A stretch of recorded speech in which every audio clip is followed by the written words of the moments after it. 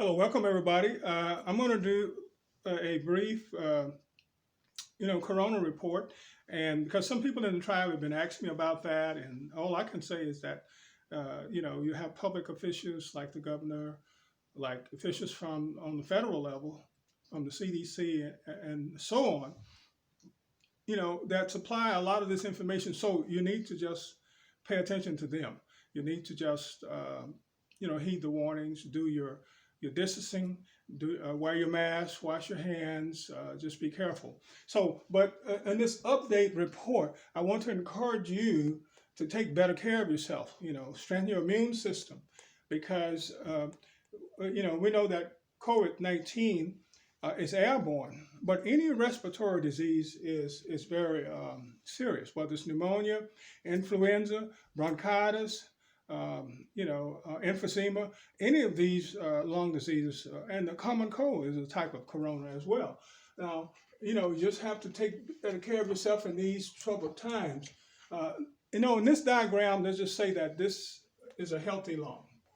Okay, your sinuses up here, and of course you breathe through the nose, and it comes down to your lungs through your bronchi and your pleura. That the pleura is the outer sac of the lung, and it comes into your bronchioles, which are smaller air passageways, and then your smallest your alveoles or alveoles, whichever one you prefer. Some people say alveoles, some people say alveolus. So it's up to you.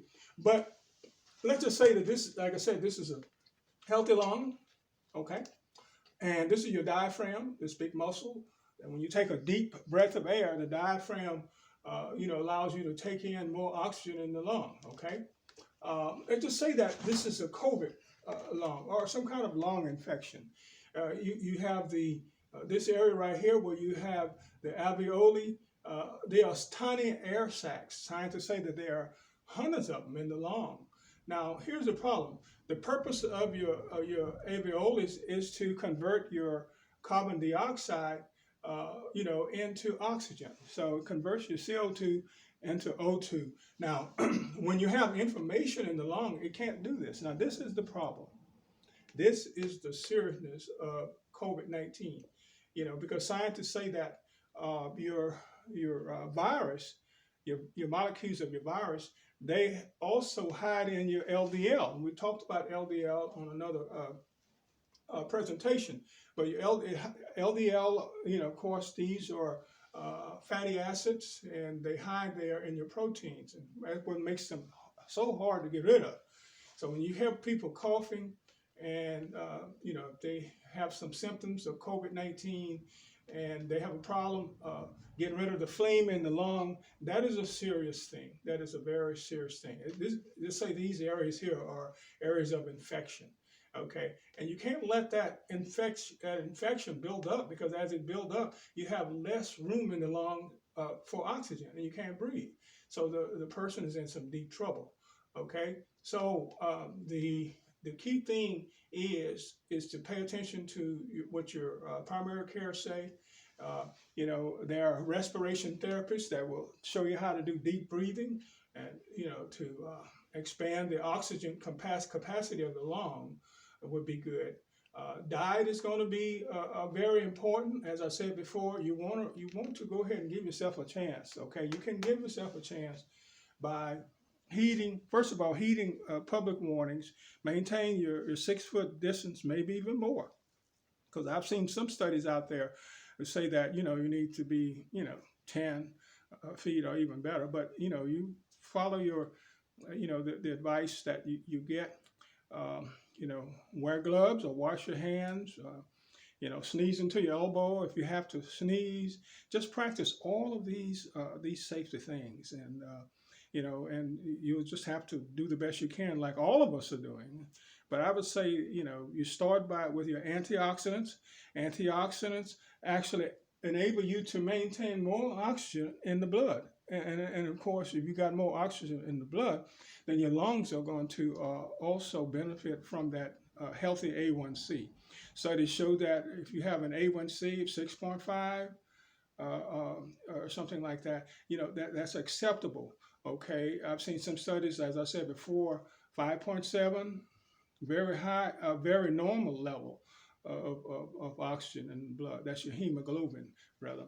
So A1C measures the percentage of glycation that's in the blood. You don't want that glycation stuff. You don't want glycation is that river inside of you that I talked about on another presentation.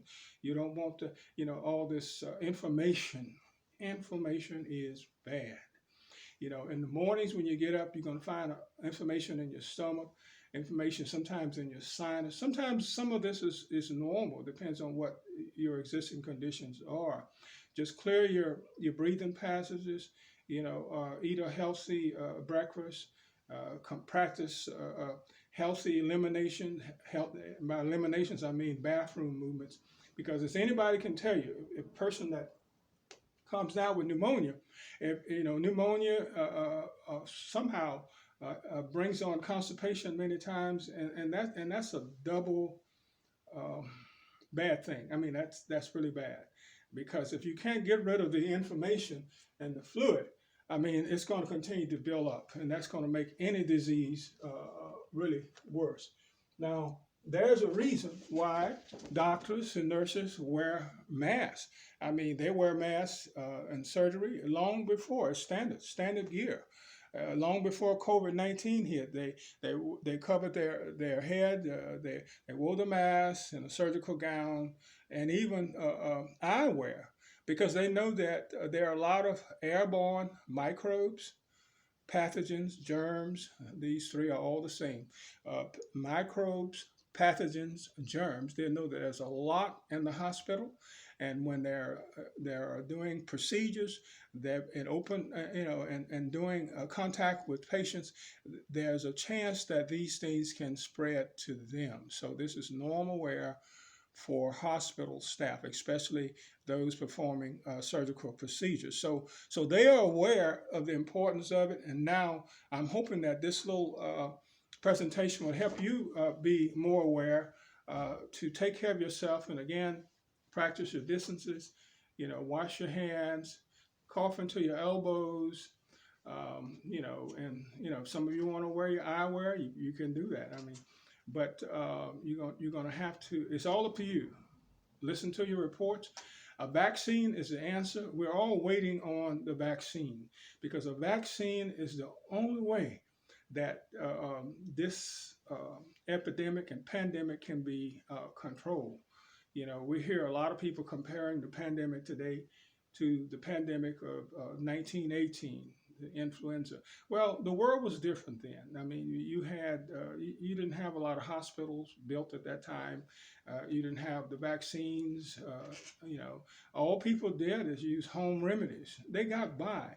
But today we live in a computerized world. People can't use home remedies. The average person is not going to be able to mix up different herb teas, nor are they going to be interested in doing it.